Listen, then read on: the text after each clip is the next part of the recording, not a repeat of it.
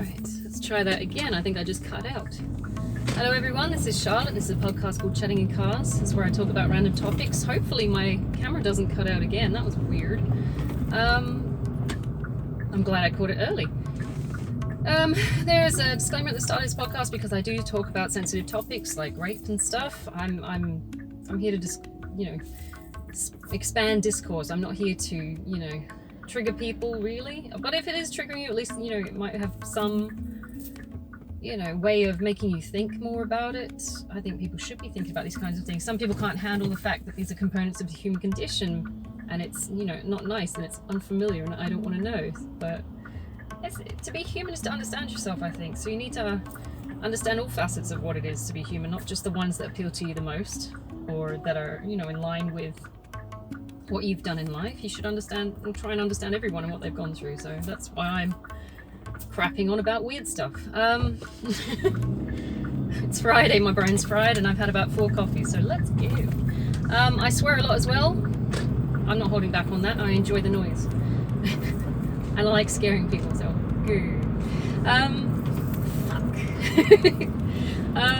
But alright, so the topic for today is kids. I've already started this podcast like 10 minutes ago, so I've been waffling to myself for 10 minutes without actually recording it.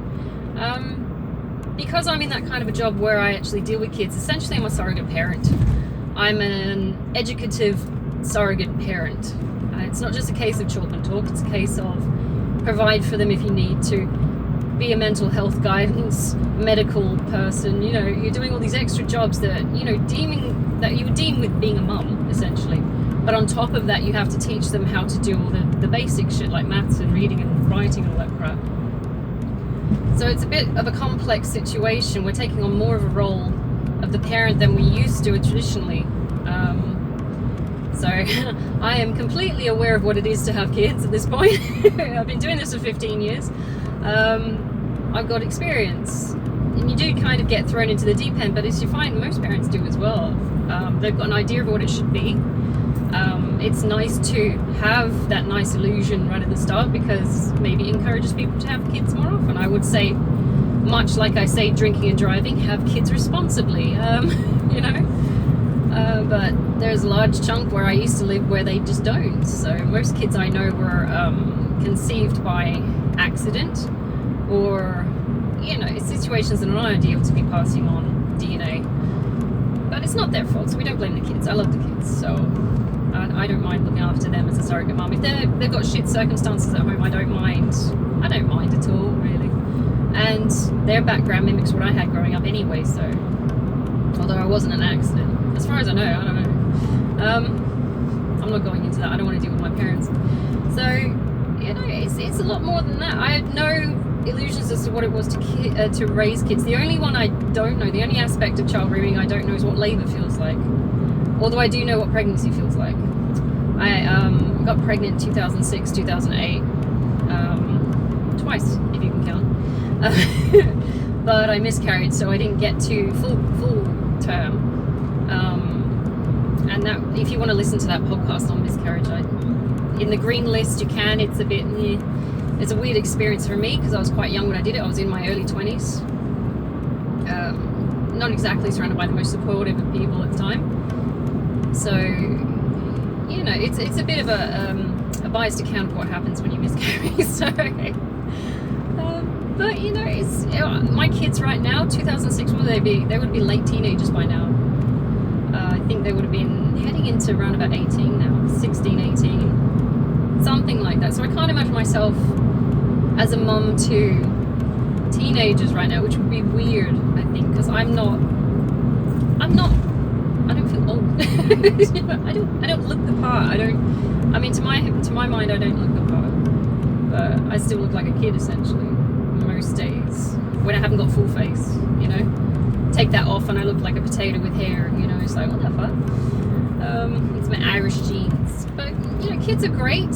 I can never fault a kid, even when they come from a fucked up background and they're little shits during the day. I can't fault them. It's more I look towards the parents and the people that are raising them that are creating the problems. I think there is a strong push for kids to be still perceived to be the innocent. Some people are saying that you know, kids are not as innocent as they think, and it's like sometimes they have a natural predisposition to come out a certain way.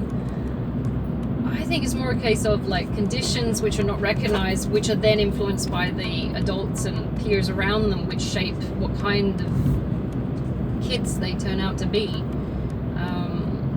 They have no filter, obviously. They don't understand filters. So if you've got someone saying something stupid, or a kid saying something that you know is stupid, then, and you can't get offended by it. They're little kids, man. They don't know what the fuck they're doing. They think most things are a joke. You don't take it personally because they're learning and they're small, and, you know. Although I will say I've got a year 6 at the moment called Jai, who is a gorilla. He is big. He could be a fucking power lifter. That guy's huge. And I'm sitting going, you are not a kid, stop it. And he's meant to be 11 or 12, and I'm going, no, you're like 30 years old, man. Scare the shit out of me. But he is like a thug. And you're sitting there going, I'm trying to find the innocence in this child, but he's scaring the fuck out of me. And it's from a low SES area as well, so he's like, looks like a fucking bouncer at 10, you know? It's like, what the fuck is going on with this kid? But these are rough kids that come from a fucked up background, so I give them more leeway than I would, you know, kids that come from a better off background, because you've got no real excuses. It's not like you're going home to a meth lab and shit. You're going home to a PlayStation or some shit and a lot of coddling. So I like working in the low SES schools, funny enough, because it's a real experience. It's not the polished, prettified, enabled, what are you doing, dude? Because you are hanging out. Don't fucking twat. Oh. I hate driving through industrial areas. I used to like it because it's like Dodgems, but it's just fucking scary at this point. But the kids that come from the better off areas, they're cute, and maybe that's the illusion that most parents sort of live under, that they think their kids are going to come out like that. It's like, it's cute and it's soft and they're all fun all the time sort of thing, and they might have a tantrum because they can't get their own way, but it's always like a really weak one where you just sort of brush up and go, oh, you silly child, come on now, let's go get some sushi and shit. Whereas if one of my kids at the school I'm going towards now gets really pissed off, they'll bring a fucking shank to school. It's like, I'm angry with this other kid. It's like, you can't just shank them, Timmy. This is not how kids work. You go and tell a teacher, and you have to keep re-emphasizing, do not handle your own business. Come and tell us. Otherwise we're all going to prison. You know? So they're pretty fucking rough kids, and I love them because they're rough. It's real. It's not that fake shit that you see in Cadbury ads and fucking Big W ads where the kids are all bouncing around and everything's fucking wonderful. It's the realness of it that gets to me, and it really does affect you emotionally because you want to look after them, even though they're little dicks sometimes. You want to look after them. I had one of my he's currently year 6 actually, but I've known this one since pre-primary. He's a big, I think he's Māori actually. He's a big Māori kid. He also looks like a bouncer, called Isaiah. And we were doing another experiment in science, and this time it wasn't just looking at erosion with chalk where he was trying to make meth bags. I don't know if you remember that experience I talked about. I was joking about making meth bags, going, dude, I'm not supposed to be laughing, but you are fucking hilarious. But this time we were doing, we were looking at dissolving substances in water, and again he was trying to make meth bags. He was trying to snort the flour. I was sitting there going, where the fuck are you getting this from? And he's only like 11 or 12. But it's that kind of environment. It's the roughness that makes them interesting. It also makes them slightly dangerous, like with regards to Jai. I don't feel safe around him, which was that first one, the gorilla I was talking about. I don't feel safe around him, to be honest. If he ever kicks off and has a full-blown tantrum, I can't stop him. If he starts a fight with one of the other kids, I'm not going to be able to get in between. Dude, I'm 5'4". I come up to his shoulder. I can't get in there. And we don't exactly have big guys on site to break up these fucking fights. We've got a shitload of women 30 and above, most of which are semi-elderly and quite round. You know, it's like no one's gonna be able to break that fight up. We're gonna have to let it play out because, you know, we come out with broken jaws and shit, you know, if these kids kick off. So we try and keep it sweet. We try and temper their anger and try and break it down and keep them calm, because I don't want to see my babies hurt, man. I mean, they're rough as fuck and they probably handle themselves, but I don't want to see them hurt. Yes, it's harsh. I don't want them hurt. They're so little, but you know, they can kill you, but they're so little. It's a weird experience. And I go to like different types of schools, different areas. There's a variation of roughness as well. So all kids are different. Don't believe that just because you've had a baby that it's going to turn out a particular way. I doubt my parents anticipated that I would turn out as weird as I did. And my brother, for example, he's got ADHD. I think they had high hopes about what they were doing at that point because he was the first one. But he came out ADHD, like same behaviors as Bart Simpson sort of thing. They did not anticipate that. So as a consequence, the three girls that came after him kind of got painted with the same brush, even though none of us are like him really. I used to follow him around because I absolutely loved that guy growing up. He was like the man. And I was like quiet, timid, ASD kind of. I was just a little squidgy little thing, man. I was a follower growing up, and I was selective mute, so I didn't stick up for myself, but he was like this huge, boisterous, getting into trouble, doing all the tricks and fucking low-key figure, and I'm like, I want to be like him, so I used to dress like him and all kinds of things. But my parents saw that mirroring me to him, and they thought, oh fuck, she's going the same way, so I got the same kind of trait, which is not fair, because I was just copying because I wanted to be like him, but I couldn't be like him because I don't have the same temperament. All four of us kids turned out to have different temperaments as well. No parent could anticipate that attack. I still think it's funny that my mom wanted 6. I'm sitting there going, bitch, you couldn't handle 4.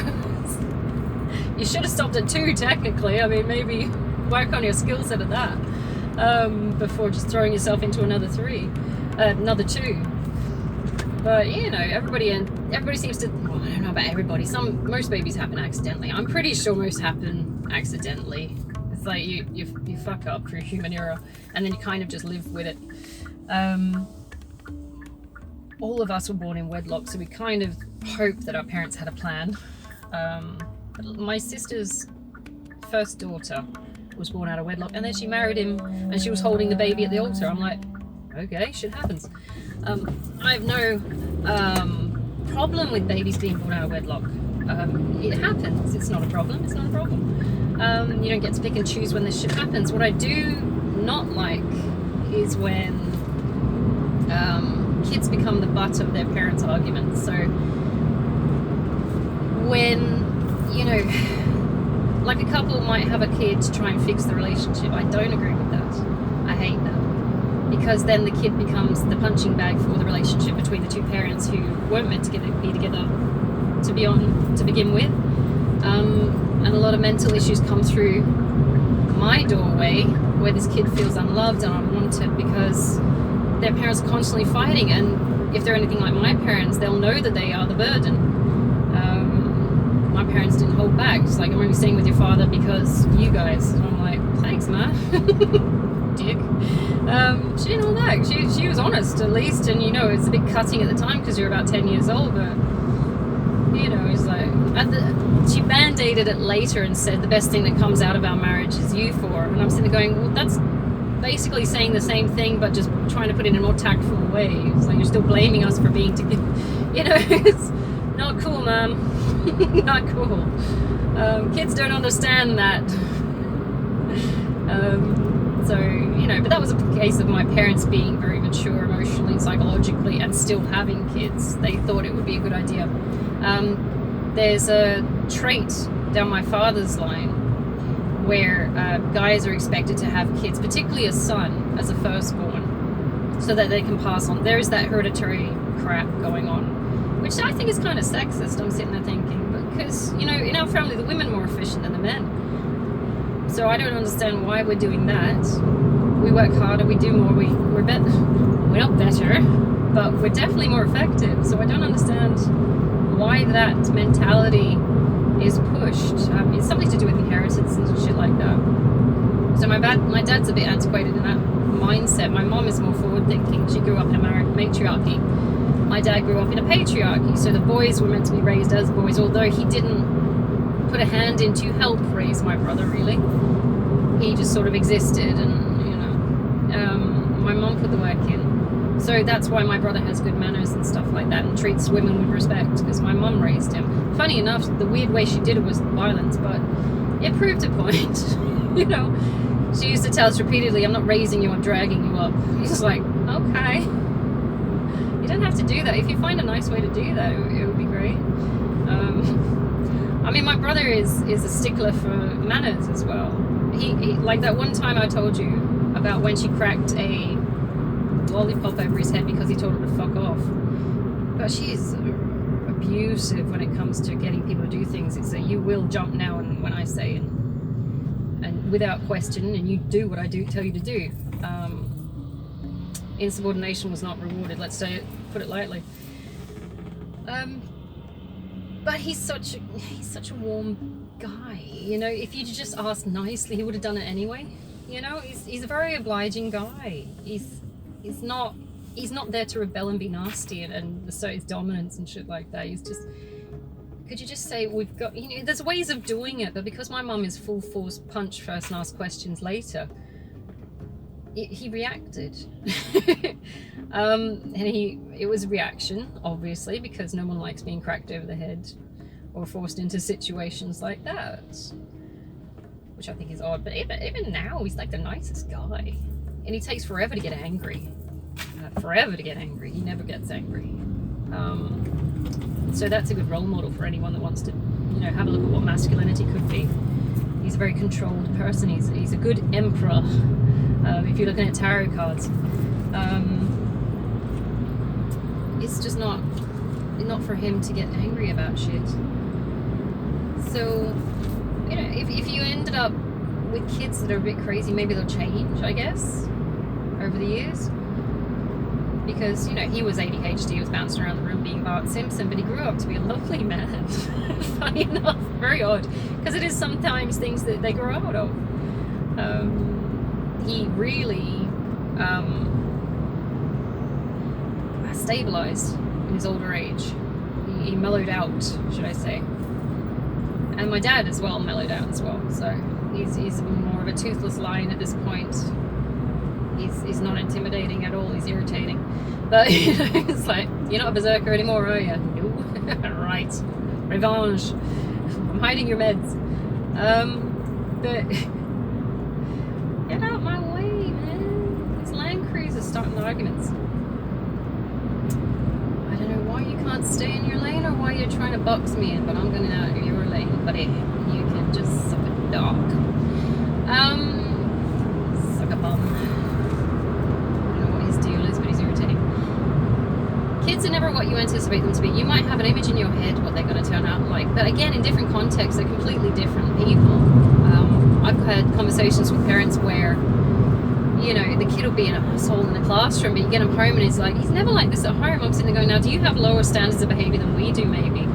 Or is he just worried that he's going to get a worse consequence when he gets home, or she is going to get a worse consequence when they get home because of the type of person you are? I'm a slack teacher in that I give them a lot of free range to just be themselves. I don't like the constriction of preforming an identity and set of behaviors for them. I want them to be free range. I want them to learn who they are by doing and interacting and socializing. There's a lot of teachers, like the teacher I'm covering yesterday is a science teacher called, I wouldn't say her name, but she's a bit of a strict bitch by my standards. And I'm sitting there going, I would not put her near kids. She's too angry all the time. But she's got a certain mindset and way of behaviors that she thinks that kids should act and behave and do, and they should act this way, and this is what it is. But it doesn't take into account their individualism or their identity or where they're coming from or what they've got going on at home. It's a case of, you've walked into my classroom, you will act this way or you'll be in shit. And that's that totalitarianism I can't do. I'm like, no man, because you've got to take them into account where they're coming from, and then, you know, I'm pretty fucking soft when it comes to kids, which does lead to a lot of chaos, and it pisses all the teachers off because I know the kids actually like me because I'm soft, and it's not a problem. I'm not here to dictate what your kids should be doing. I want to give them a chance to form their own ideas about who they are and what they should be doing. If it comes to the point where it's like safety, I will step in, because if I see two kids piss farting around where one of them could get injured, I'll be like, get involved. But at the same time, if they're just, you know, piss farting around being silly and chatting and stuff like that, I don't mind. The year sixes love me. That's terrible. I do get like the year sixes coming up, oh, it was Mrs., now it's Miss. Miss, you're like the best teacher ever. I'm sitting there going, clearly I'm doing something wrong, because you should live in fear of me, but you know, I don't mind. I like that they're having fun, and learning should be a fun experience. Not always fun, there are boring bits, but I'm not going to crush their souls into conformism to make them do what I want them to do. I'm going to suggest, here's your chance to get somewhere else.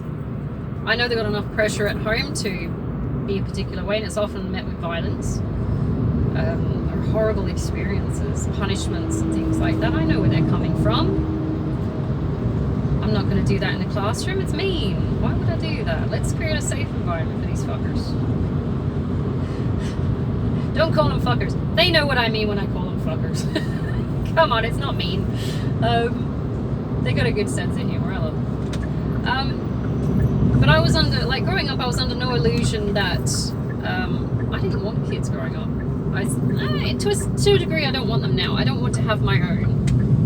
Just because I think, first of all, I'm nearly 40, so my kids, when they reach their 20s, I'll be like 60. I'm sitting going, no. I'm not dealing with that shit at 60. I have enough issues at 30, nearly 40. Teenagers at 60, I'm like, nope. So that's gone out the window. I don't have the patience for the numbing down. Like my day to day is pretty stressful as it is. To have a baby thrown on top, it's too much, and it's too much. I mean, bear in mind I haven't even got a boyfriend at this point, you know, or a girlfriend. But I can't fathom how it would occur. I don't want to have kids at this age. I'm good with it. I've got my kids at school. I'm like, I work with them. I'm a surrogate mum to them. That works for me, because at the end of the day, I can go home to my quiet, clean house that's not chaotic, and just de-stress. I wouldn't mind, like, if the next person I end up with has kids, I wouldn't mind, because obviously I'll make a space for that, because they come with that person. It's part of the package. You can't just say, I'm not going out with you because you've got these or this. That would be weird. It would be, and given my age as well, I'm expecting pretty much most people my age have some form of child running around behind them. It's going to be a bit more complicated if the mother of the child is in the background or in the scene. I'm like, I've never done this before, and I don't know how this would work, but you know. At the same time, it's like, I'm not averse to kids. My mom used to think I hated kids. I'm sitting there going, no, I don't hate kids.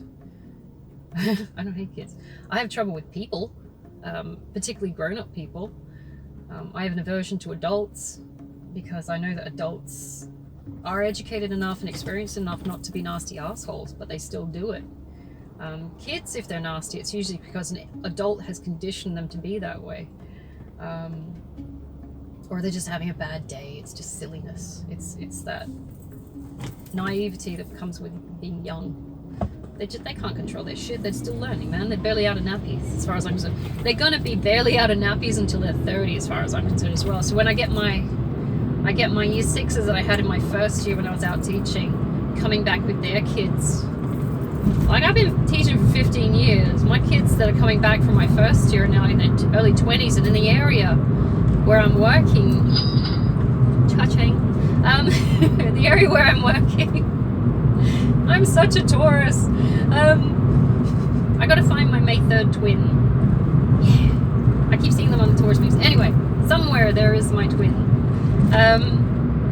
Twinsies. But, you know, they're bringing back their babies and stuff, and I'm sitting there holding these toddlers and shit, thinking, these toddlers and shit. I'm not very tactful when it comes to that. I don't call them shit. But these kids, like, they start early where I work now, because they usually have the kids around at 16 and 17 and 18. So I'm holding these kids that I taught their parent. I'm sitting going, I remember when you were like 12, man. It's like, please stop doing this. You're making me feel weird. You can't have kids. You're still a kid.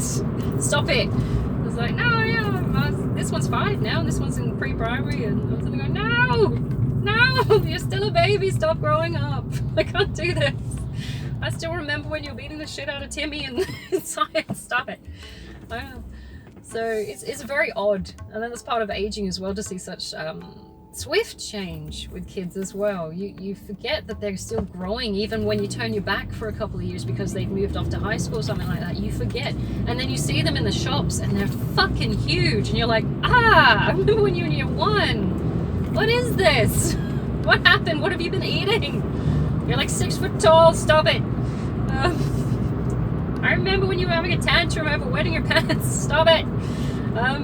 It's so weird. And of course you're looking at yourself and you're thinking, I don't change that much, and you don't notice differences in yourself, so you're definitely not going to notice, you know, differences in your kids. But then one day they turn around and they're like 6 foot tall, bulked up dudes, and you're like, oh my god, what the fuck happened? The fuck have they been putting in that cereal, man? It's weird. I would say if you want kids, you're going to have to wholeheartedly go into it. I don't. You can't half-ass having kids, man. They turn up fucked up, and it's what you put in at the start is what they're going to turn out as at the end. My parents had us semi as an insurance policy. They assumed we'd be looking after them in old age. They told us that. They're not subtle about why they had kids as well. A lot of people buy into the illusion that it's going to be a cute thing and everyone's doing it and it'll be worthwhile. They don't look in depth at the practice of actually having kids and how much of commitment, time. Oh, hello. Ooh. Sorry, motorbike. But they don't look into the situation in detail. They think, oh, it's cute and we could wing it and we'll be alright. And oftentimes, if you've given this kid a shit upbringing at the start, it's going to be a nightmare when it's older, especially in its teens. So I wouldn't half-ass it if you're going to go that way. And I do, you know, bitch and whine about these women that stay at home and don't go get jobs and stuff like that. But at the same time, it should be co-parenting. It's not a case of one guy goes or the girl goes out, earns the money. It is a equal project, and even if you're divorced, it's a group project now, because you've got to consider the influence of the person who's coming in at a later stage. Even if the initial couple don't love each other, don't stay together, you've got an extra person now on the side. I mean, I'd step back. That's not my kid. I can't have a say in any of that. Even though I'm trained for it, I have a great deal of things to say, but it's not my DNA, so I don't get a say. You know, that's the way I view it. I'm like, even if I got a guy with like a kid, I'm like, your kid, I don't mind looking after it like it's my own. But at the same time, when it comes to the integral decisions like medical care and stuff like that, or financing this kid, that's not my kid. Is that bad? I'm like, it's not my DNA. I mean, I'm not trying to shy away from this in any way, but it's not, my kid is not my say. I don't have a say. It's like when people talk about abortions. It's like, you can't have an abortion. I'm sitting there going, it's my body. I will have a say in that. But this is not my kid. It's not my say. I'd still look after it, or them. I just wouldn't have that pull, because it's not my job. It's not my place to say. I mean, unless it was like I was the other parent in that situation. I see parenting as a two people thing. In a sense, it's also a group project, because you've still got to look after the kid and make sure they're all looked after. But when it comes to developing who they are as a person, it's more of a two-person thing, I think. The mum and the dad, or the DNA donors, if you want to go that way. There's so many variations of what parenting is, isn't there? Different variations. But you can't get involved in that. It's not me. It's not my. There's no me in that person. So I can't really have a say, unless of course like one of the parents dies and you're taking the place of, and you do have to kind of step in and take place of. But ultimately, it's that first parent whose DNA is in the kid has the full say, regardless of whether you're stepping in for a deceased partner. So they get the final word. I'm not going to step in and say, well, I'm this person, therefore I say. It's like, I can suggest, but you can absolutely say no. And I'm not going to be upset by that. It's not my job to tell you what to do. This is your kid, man. It's like, if it turns out for the worst, then it's your problem, right? It's like, if you didn't listen to the voice of reason, if you didn't understand where we're going, if you didn't, even though I've got tons of experience, if you didn't take my advice, that's on you, bro. It's not my place. And besides, I wouldn't be controlling that way anyway. It's not I'm not a controlling person when it comes to relationships. I don't like that. I've been controlled and customized, so I just wouldn't. I've been on the receiving end. It's not nice. So I'm gonna have to wind it up soon because I'm nearly at my work. Kids are a blessing, yes. They're always a blessing. Even in the shit circumstances they might find themselves in, they are still a learning experience and therefore a blessing. You have a chance in having kids to step up and take the role of the adult and to fix whatever your parents might have fucked up by pouring into this kid in a noble sense. You also have a chance of fucking it up because you're relying on your unhealed self to raise this kid, so you got to be mindful of that. Wave to the lollipop people. Do I know your name? Hello. No, I don't. Anyway, but they're old and they have fun. What is this one doing? He's just riding a bike in the middle of the road. Go, Granddad, go. You are in the road without a helmet, but you are showing signs of dementia. Anyway, kids are a blessing. They are a gift from the divine, whether you want it or not. He's saying, or they're saying, both of them are saying, here's a chance for you to grow. Here's a chance for you to fix what might have been fucked up in the previous cycle or in the way that you were raised. It's your chance. Even if you don't love the person you're with, you still need to find a way. Clearly, if you're not with the person you're with, who you had this kid with, for example, there's a lot of divorce in my area and around the people I know. This is a chance to find a new way of doing things. You're going to show humility, you're going to learn gratitude, and you're going to work collaboratively together in external fields, but working on this one project. So it's not a problem, man. It's a learning curve. I don't like it when parents hate each other, even at a distance. Like they're living apart, living their own lives. They've got different partners, but the parents hate each other still. And then they take it out on the kid. Because you'll see that rage in the kid when they come in the morning. And it's just not nice for the kid because it's a lot of stress on them. And they do take it in because they're little sponges. They're not immune to anything, what they hear and see and feel. And they're very much feelers at this age. All of their learning and understanding mainly comes from touch. It's a sensory experience just to exist. And they read energies as kids better than adults do because adults become desensitized with old age and trying to reason out situations so they don't have to fucking feel the energy. Kids are natural. They're right at the start of the beginning, and they're feeling a lot more than they let on because, they don't have the way to verbalize it. So they will feel a lot more. You'll see moods go up and down based on the energy of a room with these kids. They can't verbalize it or understand or say why certain situations. But I tell you what, if a kid ever tells you that there's a person that's creepy near them, believe them. They might not have had any kind of interaction, but they can read feelings. They know when a person's going to hurt them. They know when it's going to upset them, when it's going to hurt their feelings. They can feel that, which is nice because you want to be able to understand your kid a bit better. And as grown-ups, we've kind of reasoned out, oh, don't worry, it's just you're a grown person, you're overthinking things. It's like, no, that's instinct, that's intuition. The younger you are, the closer you are to the divine. And then it changes, because the older you are, the closer you are to divine, to life and death. Right in the middle, which is round about where I am, I'm a bit sensitive-wise. I don't know, maybe I'm wrong. It's just an idea. Oh, Caden. Hello, Caden. Ooh, cool headphones.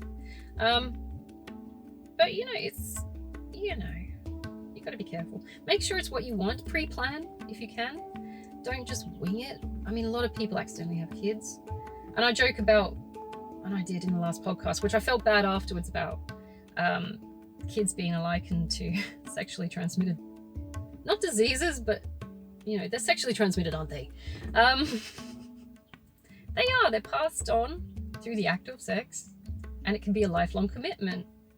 There's a whole dark humor to that. I'm sorry about that if that upset anyone. I didn't mean it in a horrible way. Some people see kids as a burden, which is horrible. They're not. It's the burden is your ego sitting there saying, I didn't want this situation, this mistake maybe I created. I didn't make wise decisions, and now you're the problem. It's like I've got the problem personified. And there's a lot of that where I work, which is horrible.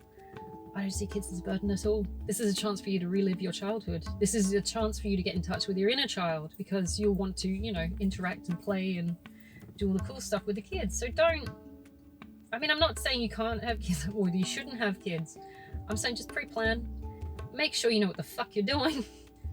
Get rid of all the illusions. Don't do it because you're bandwagoning and someone says it's a good idea and you have to pass on your family name, or your friends are doing it, or you got nothing better to do, or that's cute, let's have one of them.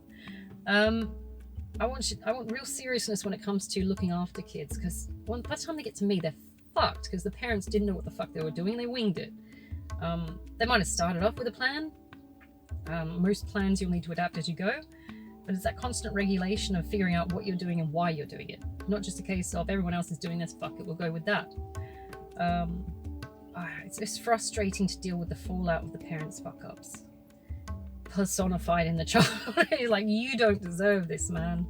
You don't deserve it. I know you got rage issues at 8, but that's not you, that's them. And your tantrums, which you're bringing into the classroom because you don't get your way, is not a case of anything that's a natural inclination. It's usually some fucked up thing that's happened at home, and they've brought it into the classroom in a situation that's mimicked the at-home situation. So of course they're having a bad day, and you can't do anything about that. Maybe you give them some space to chill, you give them a beanbag to lay on and have a nap, maybe it will go away. You can't force them into like that strict, like I was talking about the science teacher, you can't expect that strict, you will behave because you are here in this context kind of way. That's not how it works. Everybody's different. You've got to look at it more holistically. Kids are gonna kid.